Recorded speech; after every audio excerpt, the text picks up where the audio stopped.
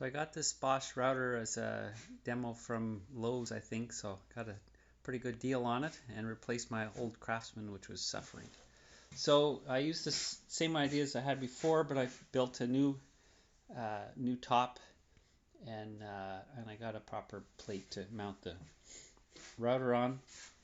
One of the things I did was install a better dust collection box. I had one like this before, but not anchored properly. So now what I've got is this thing here, so I can just open it, and easy access to the router, but good dust collection when it's operating.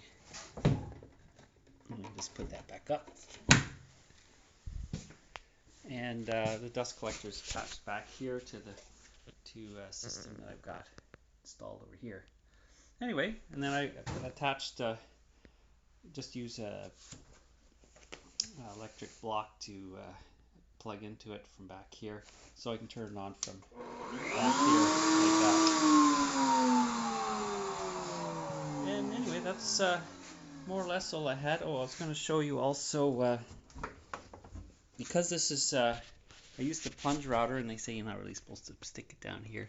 I used some metal rods that go through the, I guess it holds a trim bar, and so it's cradled on that, so the three screws that hold the router to the plate don't actually support the whole weight of the router.